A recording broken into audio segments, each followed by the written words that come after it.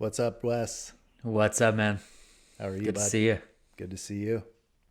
Another week in the books. Yeah, another week in the book, starting off another week. The snow Great cleared out guns. over there? Yeah, it's nice. It's melting off Yeah. finally. Rough go. Uh, yeah, rough go. I was telling you before we jumped on the podcast, we put these gutters on our house in the fall, and all that snow, man, it kind of screwed one of them up, and that's been trying to get that thing fixed and get it operational. So It's a lot of weight. You said it was heavy yeah, snow too, it was so super heavy, like really moist snow. So yeah, it was pretty. Yeah, I'm glad it's warming up. It's finally warming yeah. up around here, and it's I was able to get out of the house this last weekend and enjoy the Nice. outside a little bit. So it's been pretty nice. So you'll want to hear that it was like the No, absolute I dude, perfect I don't weather want to hear today here. that. It's funny on my Instagram. I'm in everybody's. I see people's stories, and it's like people Beautiful at the day. on yeah, beautiful day. People by the pool with like their 80-degree temperature Yeah.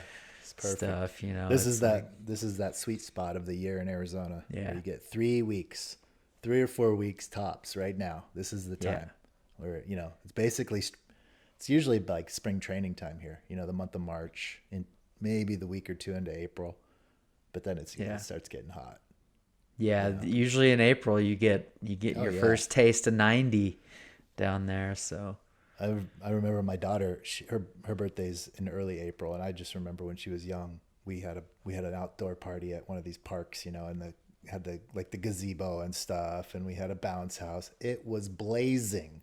It's like April 7th. I'll never forget. It was like a fiasco of a party too, because it just was you know, unnormal, not normal to be that hot that early. And it was just one of those years. This is years ago, but I'll just always remember it's like that always taught me a lesson. It's like April's never safe.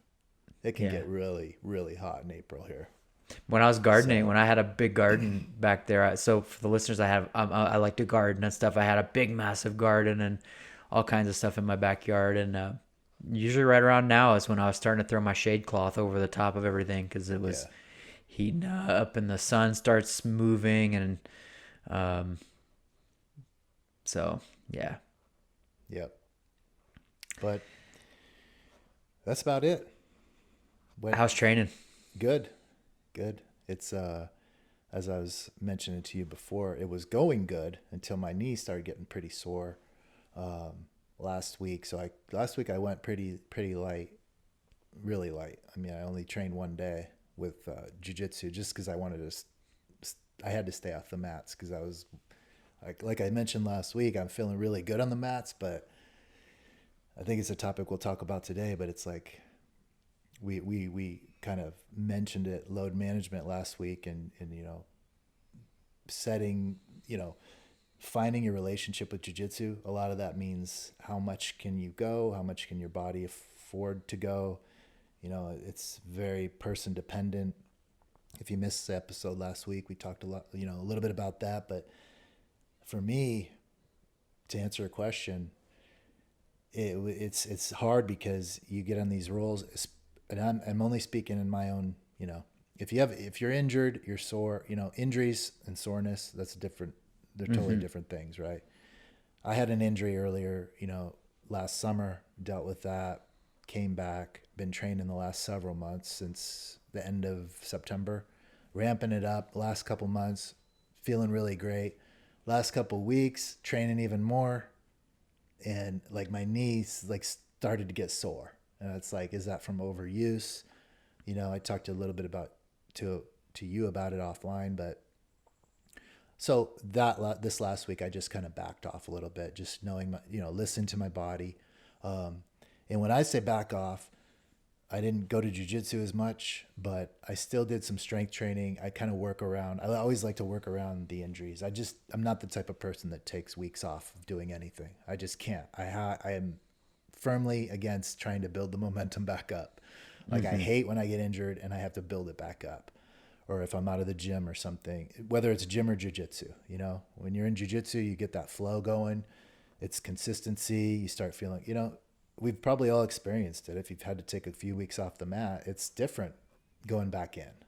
to jiu-jitsu, you know? Yeah. It's not to say you're lose all your skills, but that comfortability, you know what I mean? It's consistency. So it's, you know, if you're training every day and you're able to do that, that's why you're going to get better faster, because you're feeling it. You're feeling it. You're doing it every day.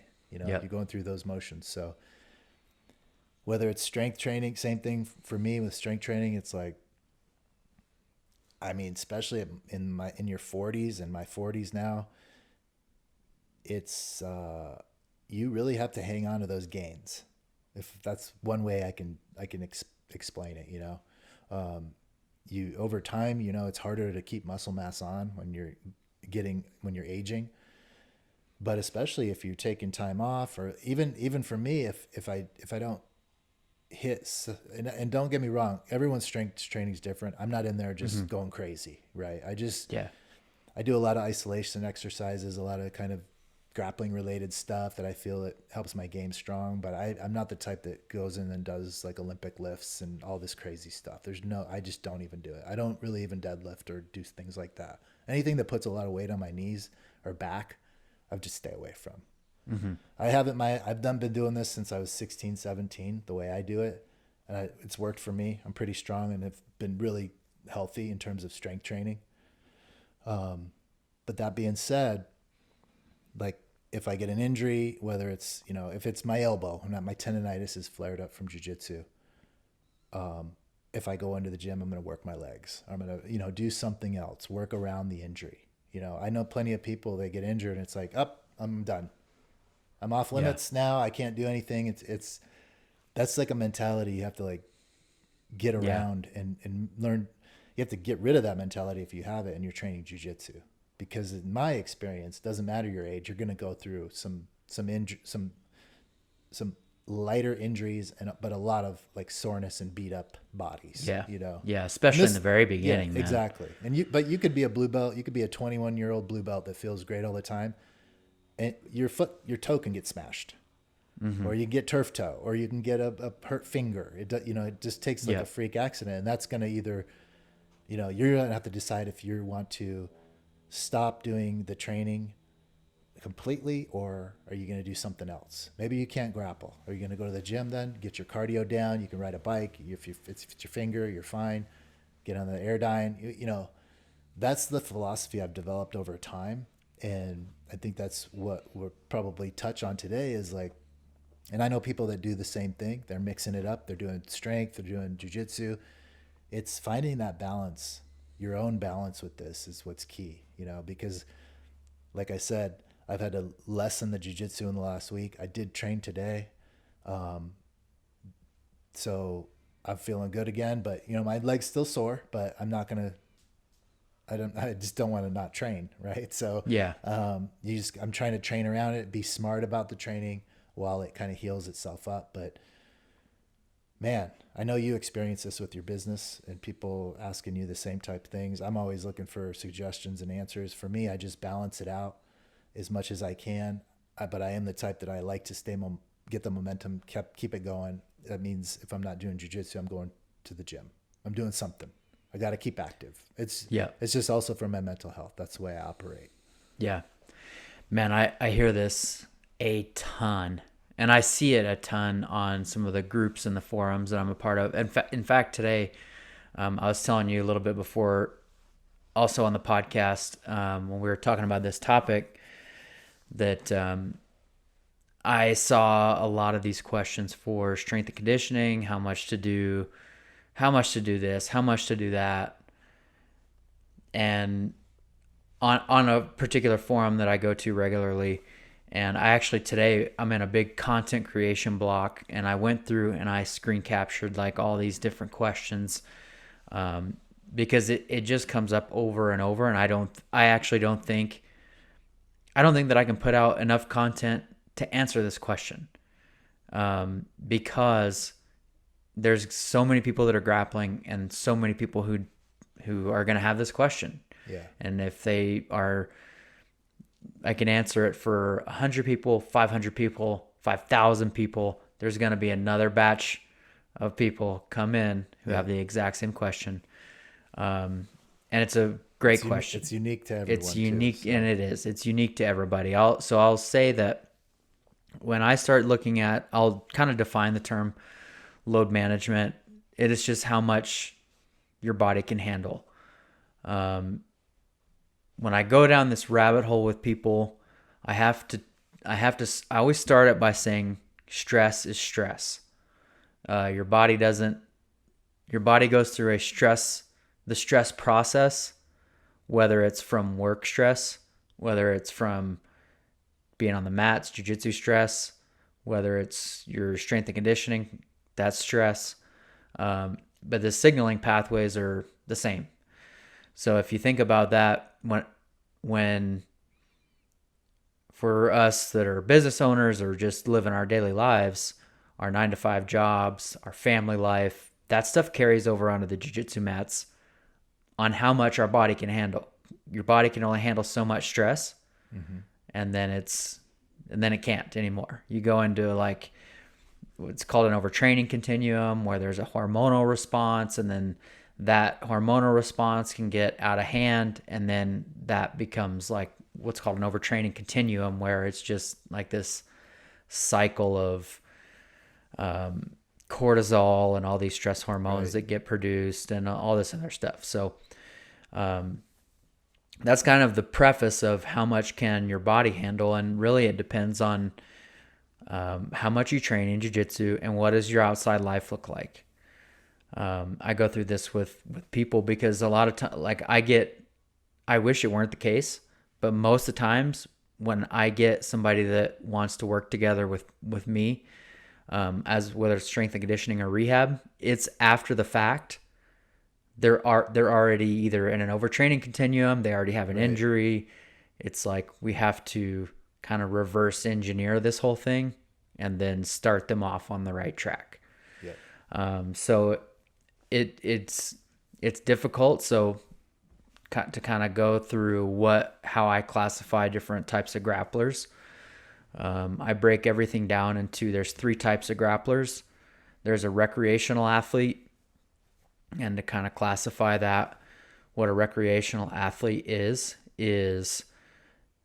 somebody that probably trains 3 or 4 days a week. They have a 9-to-5 job. They have a family.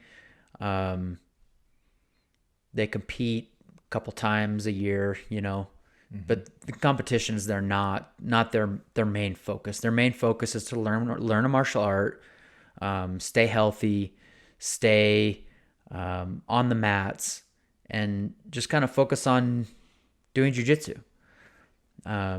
So that's what I classify as a recreational athlete. The next category that I go through is an amateur athlete. They have all the off the mat attributes as a recreational athlete. They have a 9-to-5, they have the family, all that type of stuff. They're training probably 5 or 6 days a week, and they compete probably more than a handful of times a year.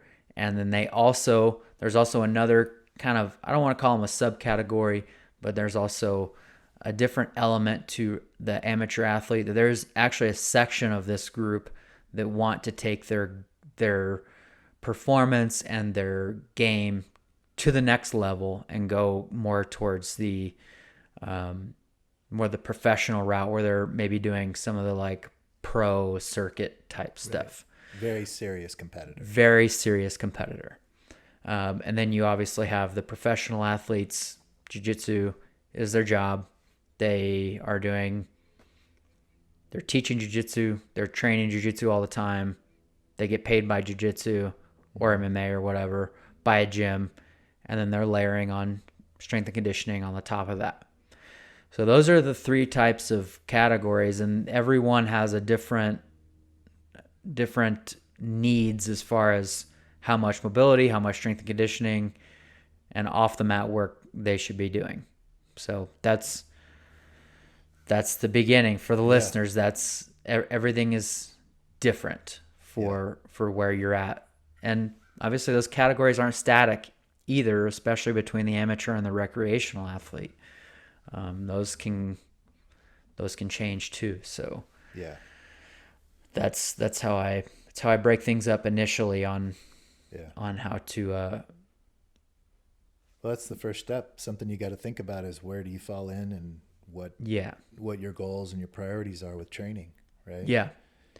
Yeah, and that's a hard conversation for all. That is a conversation that's really difficult to have a lot of times with ourselves, Mm-hmm. just based on not even so much as an ego issue, but maybe I want to train like that next level up, Yeah, and I can't, for one and reason or another. Yeah. for one reason or another. And that's we've talked about this on the podcast a lot. That's okay.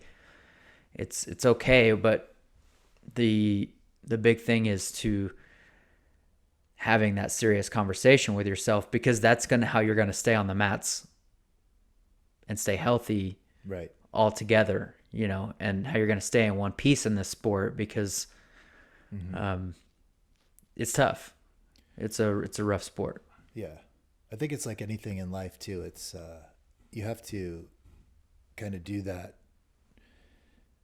study of yourself, study of what your goals are, what you want to do, and where you want to fit in with jujitsu, right? And like you said, it's not static, especially when you're growing. When you first get into it, you might not know anything about it the first 6 months, but very quickly, or maybe within a year or two, you're developing a need and a want and a desire to get out there and compete, let's say. So maybe you're moving from a recreational up into an amateur, or in your mind you'd like to be. Like you said, you'd like to train more. So it's I approach this in a lot of things in life, whether it's business or any big decision, and I think that's a decision that you can consider big, is what your path is going to be for jiu-jitsu. If you're you're falling in love with the sport and you want to continue doing this, you have to be smart about it, right? Mm-hmm. We know people that maybe dip their toes in, or they're, for whatever reason, they're not as consistent. They don't mind. They're not thinking about these things. That's not really who this discussion is about, you know, because they're not doing the extra work. If you're doing the extra work and if you're considering, hey, what is load management and how much can I get done here? That means you've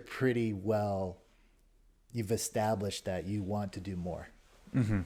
So it's requiring more thought process, right? You can't just throw together you have to be regimented.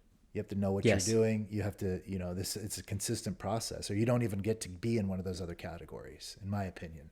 Yeah. You're a recreational, and recreation could be somebody that's super committed and training several days a week.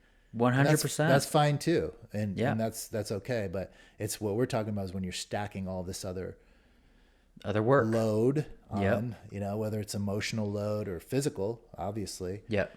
But point is you have to kind of do some some study of yourself and your wants, and set a goal, at least, maybe not even a goal, but a target. Where do you want to be? And then you can start understanding. I mean, that's how you successfully get to these places. There's a million memes about goal setting, and that's because it's meaningful. I mean, it happens in business. You put your mind to something and you can accomplish it. So you have to get that in your mind and understand what you want to do and go from there. Do you want to, and like you said, it's not static. Is it in a stepped process? Maybe right now you're just saying, hey, I want to do some more. I'm going to do a competition every 2 months. That's going to be more of a load. It's going to require more, more foresight into tournaments and thought process on your strategies, and it's going to take more training. I see some people out there, they're like, hey, you're going to do this tournament, this big tournament's coming up, and or not even asking me, but I just know, I'll know people that don't really do a lot of competitions, then they'll go do like a big tournament or something. Mm-hmm. And that's okay too, but to me it's like you kind of got to give those big tournaments respect, in my opinion. You can't just jump off the couch. I'm a recreational person, I'm going to go sign up for Master Worlds. I mean, I guess you can, but take it serious. If that's one of your goals, when that's going to be, you're going to have to up your game. You're going to increase the load, and do it in a smart way. That's whether it's all jiu-jitsu based load, or you're doing strength training, or what. Also, anytime competitions come up, people increase their load with cardio. I mean, I know tons of people that do external cardio work when they start looking for a competition. Yeah. And that's a great way to do it. Yeah. So I'll jump into a little bit about, I'll start with the recreational athletes. How much do recreational athletes need to be doing off the mat? Couple days a week. Yeah. Needs to be enough strength training and or mobility work twice a week. The goal for recreational athletes is nothing more than staying healthy and staying on the mats for the long term. Yeah. Their goal is the mats, is being on the mats and being and learning and staying healthy while they're training. They're not so much focused on competition, or maybe it's a couple small tournaments here and there. But by and large, these athletes are not so much focused on. Yeah. They have so much other stuff going on, So is that a couple? Maybe these are people that may train 2 to 4 times, maybe even more in jiu-jitsu. That's right. It just. So. Yeah, 2 to 4 times. So a recreational person can be training 6 days a week, 2 to 4 in jiu-jitsu, a couple strength training. Maybe that's right. Maybe you're running a couple days. It doesn't mean the load is less. That's right. Yeah. That's right. And it doesn't mean it's not hard training. The only thing that it needs to be it's the goal, it's the directive, it's the goal of what the athlete needs. Right. If it's just to stay on the mats and do jiu-jitsu, it doesn't mean that the training is not hard. It means that that's our goal. Right. And the training is applicable to the end goal. That's right. The external training might not be some crazy stuff that you might do when you're competing, getting ready for pans. That's right. That's right. It's something that's specific to your own journey, which is, like you said, I had a white belt tell me today, his goal is to, longevity. He wants to do this till he's like 60. I'm like, hey, that's great. I mean, your journey's going to change over time, but that's a great outlook right away, and he was saying it in terms of being smart about his training and how much he's training and that type of thing. So for that athlete, a couple extra accessory workouts, whether it's mobility or strength training, really will go a long way. Yeah. So where things get really challenging and where I find the most amount of difficulty are with the amateur groups, the amateur group, because it's hard to get them to dial. It's hard to tell somebody they need to pull back. Right. And now these athletes have the same stuff off the mat. They have the full-time job. They have all that other stuff that they have to handle that causes stress. Yeah. But now you've added on, it's not so much as staying healthy on the mats. Now we're adding in more than a handful of competitions a year that have to be factored into what the person wants. This person's probably already doing some strength and conditioning work off of the mat. So now they're dedicating, you're doing 4 to 6 training sessions a week in jiu-jitsu. Now you're layering on a pretty significant strength and conditioning. Now you're layering on the family and outside stress. And it's a lot. Yeah. It's a lot. And this is category of athlete is the one that is most commonly overtrained. Yeah. That makes sense. We touched on it a little bit last week, but it's like the recreational person, but plus that added stress of the tournaments. That's right. That's right. People don't understand, that is a high stressor. It's even if you think you're the coolest cat in the world going into a tournament, it's something that you're thinking about that the recreational person isn't. That's right. Yeah. Yeah. So it's so, a lot. It's so true. And I see it all the time. And more power to everyone that can do it, but to juggle all those things, the family, the job, it's, at least if you're a pro, you don't have to worry about some of the other stuff. Yeah. You don't have a 9 to 5 you're going to, Yeah, exactly. So with these athletes, the big thing that is, that I work with, or that I try to challenge these athletes with, is it really is about dialing in their strength and conditioning. It's not it's not so much going crazy. They probably have a pretty serious strength and conditioning program, but it's more about dialing it in to where the person needs it the most. So if they did a competition and they're like, man, I didn't have the gas tank, well then boom, their strength and conditioning program needs to be tailored specifically to more of a cardio centered issue. If they're saying, well, I didn't feel like I had power, like I couldn't explode, then it needs to be geared towards power. Yeah. It needs to be really specific and targeted, or else this type of athlete will overtrain themselves trying to do all of it. Yeah. So that's exactly to your point, because the pros, a lot of them will have that. They'll have that knowledge, and they'll have that person like the BJJ physio on their team that's helping them understand that, because not all of them, don't get me wrong, because there's still people, but that just shows the complexity of it and how much you can dial into specific needs in your training, in your tournament success, whether it's cardio, strength, power, technique. You're going to get all these different things from different places.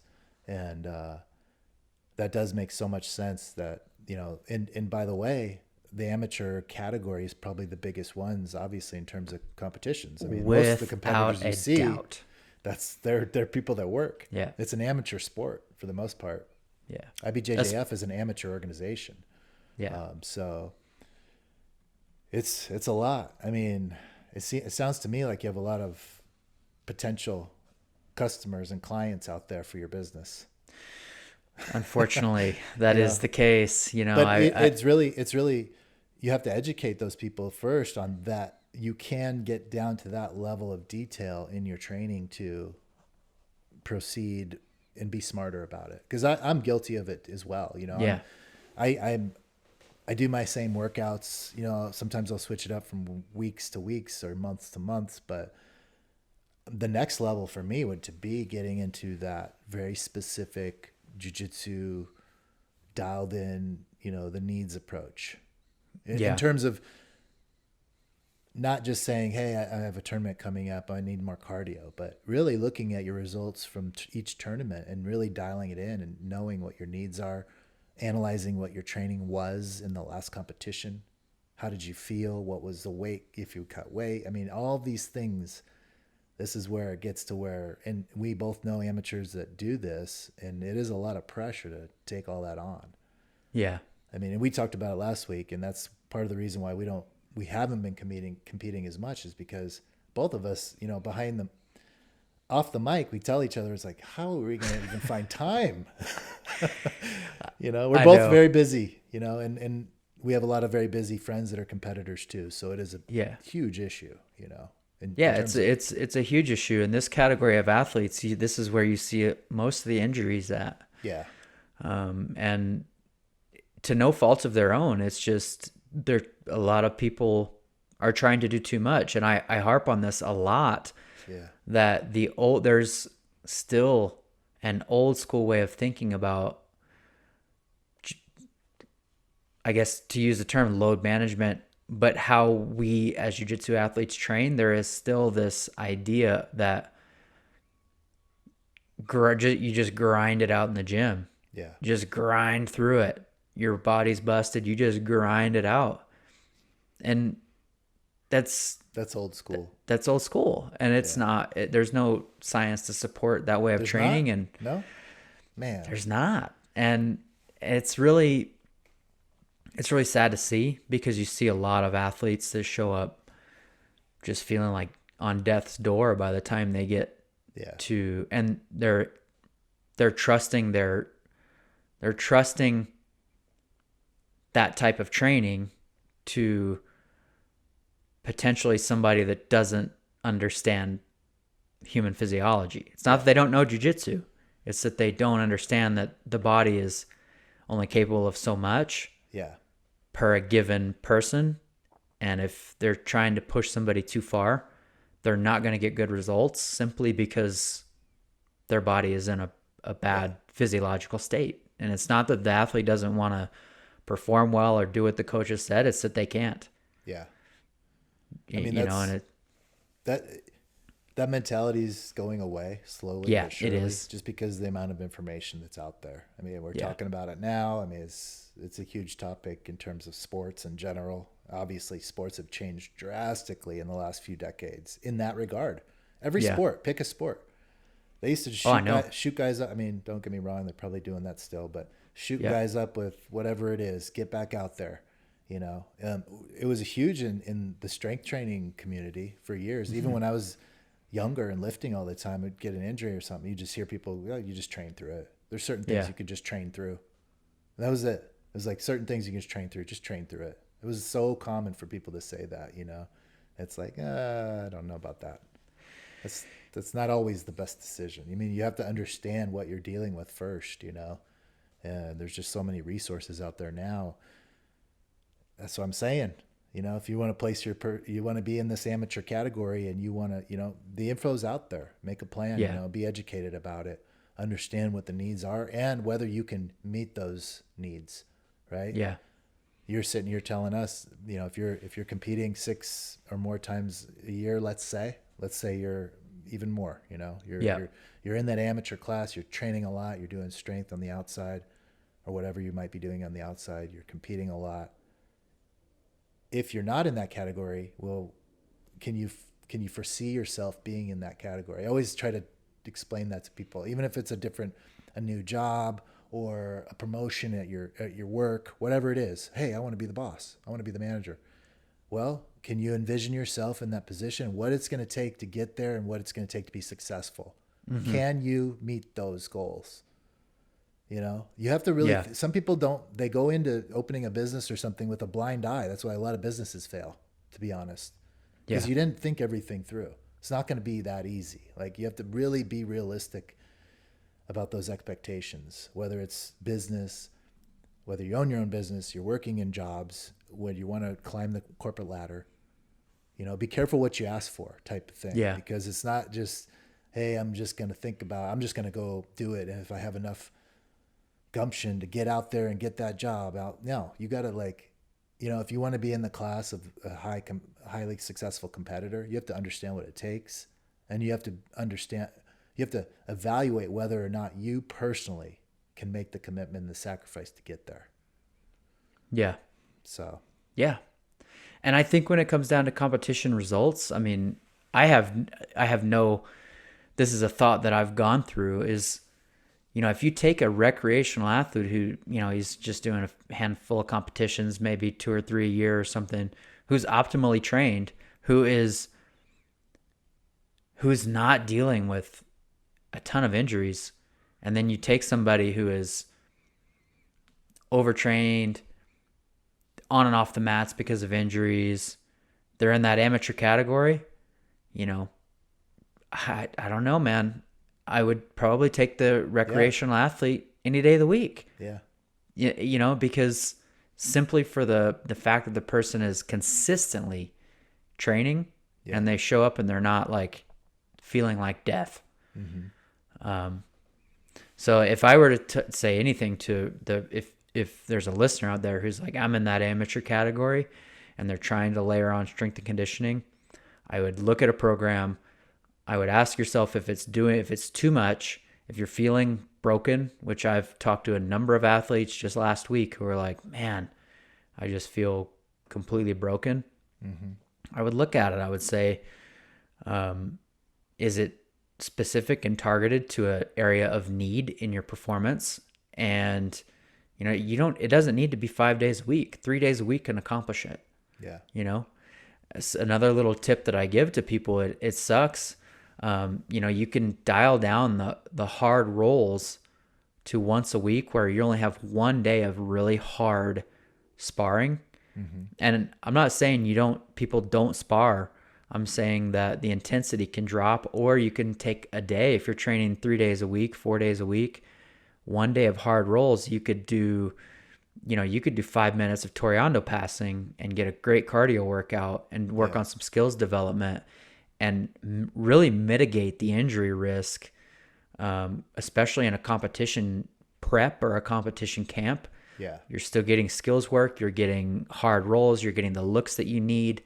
and you're really taking the risk of destroying your body before the tournament. You're lessening it. You're lessening it. So Yeah. ultimately you get a better performance on competition day. Yeah, it makes so much sense. Uh, You gotta be smarter, right? It You gotta is. be smarter It is. about it. Whether It is smarter, not harder. you're drilling or just do technical flow rolls. I mean, ease up on the body breakdown and it's hard because you want to get out there and it's fun to roll hard. That's just what you do. But it goes back to, again, you have to be cognizant of what's going on in the big picture, and you have to be dialed in and be willing to make the sacrifice. In this regard, it's lessening the load and being aware of that, and having the wherewithal to actually go into a training session on a certain day and say, I am not doing this, or I am only doing this, because you can get caught up in the momentum as well.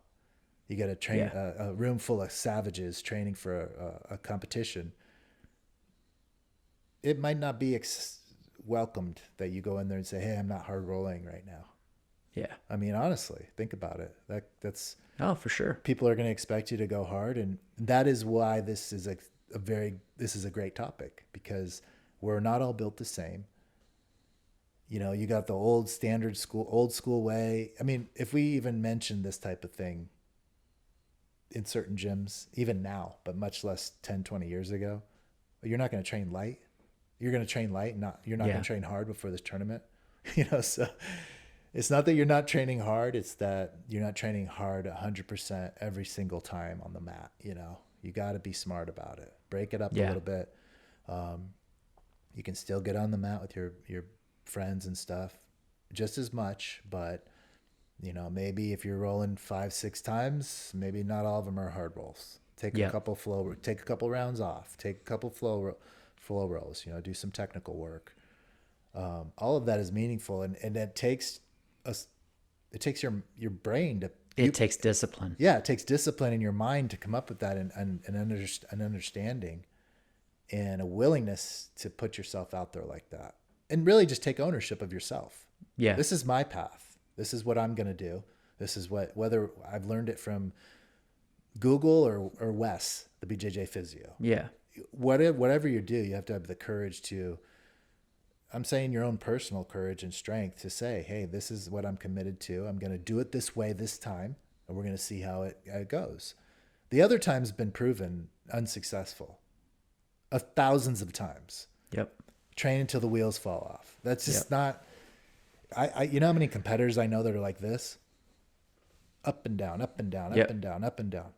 Yep. Competing now, up, down. I'm not competing for a few months. Competing, you know why? Because it's constant injury, it's constant emotional baggage and wreckage from tournaments and too much training and personal life. Like, it's a lot. That's what goes back. That's why it goes back to that recreational athlete. They're like this. Yeah. And they're on this nice even path on a steady rise in skill and performance. It makes sense, But those expectations when you're competing, the expectation goes up. It goes up with your coaches, your training partners, your gym. You put all this pressure on yourself. I got to keep training. You really got to be smart about it, And I will say, because I'm the elder statesman in this podcast, it makes even more of an impact when you get older. Like, you literally have to think about these things. You can't, or you will not be training. Yeah. Look around you on the mats. There's a reason why there's not a lot of older people. Yep. Yep. Classify older as whatever you want, but put a category in your mind of 20-year-olds, 30-year-olds, 40-year-olds, 50-year-olds, 60-year-olds. How many people fall into those categories in your gym? I'll bet I know the answer. Yeah. It's hard as shit as you get older, especially if you've been doing it your whole life. I mean, you're going to have a lot of wear and tear, Look at some of these guys that we know that are young in their 20s and their hands are mangled from gi work, Yeah. It could be anything. So, yeah, the thing that I've trained in a lot of different gyms, and when it comes to competition time, I have never seen a gym that has not done enough to be prepared for competition. Meaning, every single person that shows up to that competition has trained hard for it. Yeah. But after every competition, there's always somebody that's, man, I didn't have a gas tank. Mm-hmm. Oh, I didn't have this. I didn't do this. And it's like, man, you trained plenty hard from it. It's that more times than not, it's that the smarter, not harder, was not the approach that the person took. Mm-hmm. And it's hard. I mean, I get it. I'm sitting here preaching from my chair in my office, right? But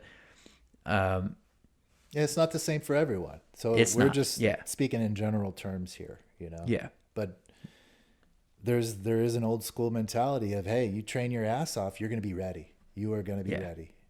Your cardio is going to be great because you got it great in the gym. I mean, that might be a fallacy right there. It's just not the same thing. You're not dealing with the same thing at all. I mean, I know people, you just mentioned it. In my mind, I know people that have great cardio in the gym and have kind of gassed out, or it wasn't their strong suit in the tournament. There's so many other factors, that's just, that's why it's smarter, not harder. It's perfect. I mean, it's the perfect summary of what we're talking about here, and that's going to be different for everyone. That's the thing. It's going to be different for everyone. What smarter means versus harder. Yeah. Yeah, man. So to dive in, and I'll go through the professional. So maybe there's some professional athletes that are listening to this too, but that's where things get, that's where strength and conditioning becomes a lot more segmented. So you have your skills work, and then the strength and conditioning becomes a lot more, strength training and conditioning separated. Mm-hmm. So things really separate there. Generally, these athletes can handle a lot more load because they're constantly at that level. Mm-hmm. They're pretty well adapted to higher load stuff, and they have the opportunity to train more. And that's they don't have those external pressures of a job or whatever, Yeah. I mean, that's what I see when I see people going to the pro level, whatever sport. Their job now is to manage all of those different training aspects. Yeah. That's when it becomes serious. That's now your job you don't really have an excuse anymore to say you should have the load management figured out. Or at least that should be your goal, is to work with, and that's what you're seeing with, especially MMA has shown this. Like, there's no other sport that has shown this more. Look at MMA 20 years ago. Completely different training. Heavens. Completely. Now it's the top guys, every single top guy has a top coach for every aspect of their training. Yeah. That's what a professional, not all pros, there's lower level pros. We're friends with pros that they don't have the opportunity to do that yet. But they're understanding of it, and they're doing it as good as they can in those situations. Yeah. To focus individually on these different aspects and applying the right amount, the correct amount of time and effort in each one. Yeah, absolutely. They, I saw this video today. It was fairly recent, but it was two guys boxing, and there were clearly two echelons of boxing going on, but they were basically in a fight, and one guy, the training partner, knocked the other dude out, and kind of beat on him pretty good. Mm-hmm. Knocked him out, wobbled him, kept punching on him. And this is in the training room, and I was like, I was kind of pissed about it. I was like, for your training partner, what's the point of that? Yeah, that dude's not gonna have a long career in boxing at all with a training partner that cares about him as much as that guy cared about him. Yeah. I was really sad about it, because it was like, that he's done now. He's he's off he's out of the ring for however long it takes for him to recover from his concussion, and Yeah. Things get carried away, yeah. And the thing about coaching, this is where I was going with that, was the thing about coaching is it, not only did that boxer get carried away, but the coaches let that go way too far. Oh yeah. And the coaches didn't care about either one of those guys either. Yeah. And so going back, or that's your opinion. Yeah, I guess. What I mean by that is they might think they care about those guys, but that's just the way they've always done it. Yeah. That is what, Rogan's been, every time he has these MMA guests on now, he's really been making a point to ask every one of them this exact question: how much do you spar? Because he's realizing over his course of career, which is many years in the UFC, that the number of sparring has gone down drastically because these guys are realizing exactly that. What are you gaining by knocking your buddy out? Just, is it ego in the gym? I mean, that guy's, neither one of you are gaining anything from that, So a lot of these guys now, you understand that it's one after another. These MMA guys, they're all lessening the amount of hard sparring, I would say. Yeah. And moving towards more of a focused, they still spar, don't get me wrong, but especially like right before the fight, they're not just beating the shit out of each other all week. Yeah. long. And that 100% happened a lot back in the old days. Yeah. That was what it was. The tough guy, you toughen up, last guy standing survives and goes on, it's like, but that same thing applies. Obviously it can apply across different sports.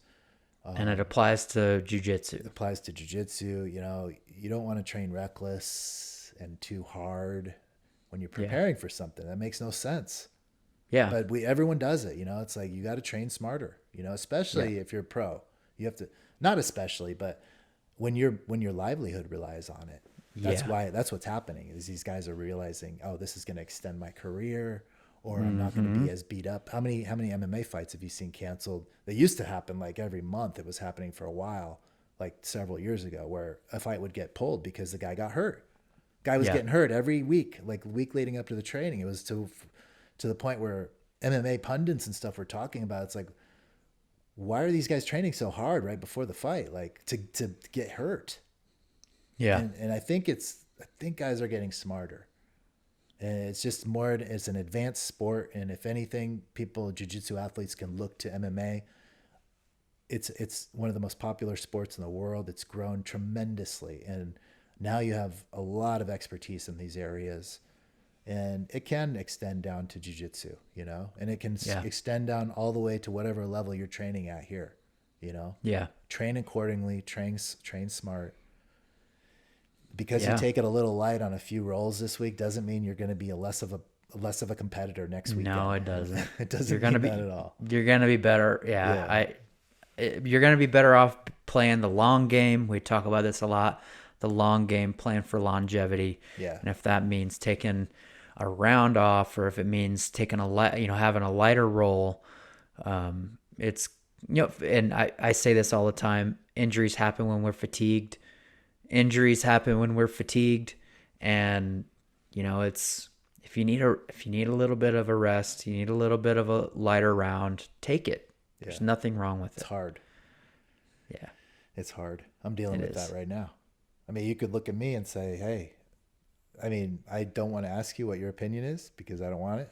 I don't want you to tell me not to train this week, but you get the gist of it, and I'm not training for any competition, but I love jiu-jitsu and I want to go roll and train. And so, but my knee's hurting. It's a little sore. So it's like, but I'm smart enough. I know. Yeah. I'm just listening to my body, and I'm towing that line right now. I took a lot of time off last week. I'm feeling much better now. Yeah. But I also know I can't just go every day this week and train hard. And I want to preface this, people that are listeners, when I'm speaking, when I talk about these things, it's my own experience, right? Yeah. I have to remind people, everyone's experience is different. Yeah. I have my own external pressures. I'm 46 years old. Compare whatever your age is. Age means something in jiu-jitsu, whether you think so or not. And what it means is that you have to adjust your training. It's not, jiu-jitsu is not one of these things, and most sports aren't, that you can just expand across and apply it to everyone. It's going to be the Mm-hmm. same thing. You know, a 10-year veteran in the NFL is going to have different concerns with his body and performance as someone that's just getting into the league. I Mm-hmm. mean, that's the beauty and the benefit of being young and having a body that bounces back. Yeah. So, you know, if you're a listener, you got to, everything we talk about here, you got to apply it to your own journey and your own circumstance.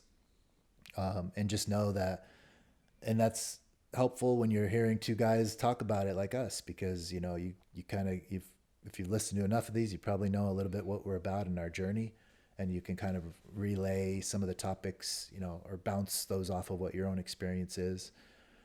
For me, you know, I just want to keep training. You know, I don't want to Yeah. have weeks off at a time. I feel like I lose out on knowledge and momentum. And I don't know if I know this is how you are too, because we talked about enough off the mic, but the more thought process and the more engaged you are in jiu-jitsu, the better you're going to get, and the more Mm-hmm. you're going to learn. And even if you're a black belt, do you think if you just sit on your laurels and you're not training, a lot of guys don't, I mean, there's black belts that get their black belt, and for whatever reason, maybe it's just because they've been in the game so long, they don't train as much. Yeah. That's not going to be no matter your belt color, when you come back in, you're not going to be as sharp as when you left. I just want to be Mm-hmm. sharp all the time. So for Yeah. me, that's consistency. And as an older athlete, you have to manage these things and manage them in a smart way so that my line is more on an even plane versus one of these Up and tilts, down. you know? Yeah. So it's probably the number one thing that we could discuss here until Yeah. the end of days. Till the end of time. Yeah, That's exactly. right. That's right. You know, because jiu-jitsu and these types of issues with injuries and ups and downs emotionally and physically, they're intertwined. Yep. You know, that's something 100%. we're just all having to deal with. So Yep. Speaking of training hard, do we want to introduce our guest? yeah, he's a hard trainer. He's a hard trainer. Trains hard. He, when, you know, when he and I we were regular training partners for a little bit, and there was some times when we would train together, one of us was going to be bleeding by the end of it. Oh man, Nick Flores, ladies and gentlemen. Black belt, an Aries Jiu-Jitsu black belt. Yep, Nick's the local guy here. He falls into this. He's in the amateur category. You know, he likes to compete. He's a hustler. I know he trains a lot of strength training outside the gym, Yeah, a especially in the lot. last few years. He's really incorporated that. We'll talk to him a little bit about that. He's a savage. He's one of these guys in the gym. He's just a straight savage. Yeah, Like, he's a killer. he probably has a lot of Instagram posts of him with blood on his face, and in the caption someone says savage. Like, that's him. You know, when you train with him, you better be ready to go hard. So Yeah. every gym's got those guys, and they're a beautiful thing about jiu-jitsu. And so we want to get Nick's a friend of both of ours. He's a long time acquaintance of mine in the gym. I trained with him a lot as a white belt. Man, you guys came up together, huh? Yeah, right when we started, he was pretty far ahead of me, but he was when I started brand new, he was like a three stripe white belt, and he was a savage back then as a white belt. Not as skilled, but it was like, oh my god, this guy is like, Yeah. right away you just know that's just his mentality. So we had, you know, for several months, I can't recall, we trained together, you know, daily. So he helped me a lot just with the very basic stuff, you know, just what you got to do this sport, you know, and he'll give it to you straight, you know. So he was always a savage, and I trained with him for a little bit, and then for many years we remained at the same gym, but he was always in a different class than me. So we only really rolled a few times since then, you know. But he's really just always been a good friend of mine, and he's been a great supporter of me personally and my business. So we want to get him in here, talk to him about what he's, you know, what his thoughts are on really jiu-jitsu and becoming a black belt recently within the Yeah. last year, I believe. Yeah, for sure. He got promoted right after Pans. I think that was what was that, in In the October? fall. Yeah. So it'll be great to talk to him about that. He's got a lot of experience in competitions, and also he has a ton of experience in juggling exactly what we talked about today. Yeah. He's a successful guy in his industry. He works and travels a lot for his job, Mm-hmm. and he's pulling. He's a beautiful family, a lot of success. Just a great guy, and he still manages to get out there and slay it in tournaments. So Yeah. it's going to be good. He'll be a great first guest. We'll get his thoughts and insights on some of these very things we talked about today. So Nick Flores, look him up online, but we'll introduce him next week, and we'll go from there. I'm excited to have him on, and I hope the listeners are too, because he's got a lot of good insight on all the stuff we talk about here. So Yeah, it's perfect. gonna be Perfect exciting. first guest for somebody that I've seen go from white to black. I couldn't think of a better guy. So he's a great friend of both of ours. So guys, gals, look for that next week. Anything else, Wes? I got nothing. All right, buddy. You have a safe week, and I'll try to, be smart about my training this week. All right. We'll give an update next week. See you guys. Till All next right. week. See you.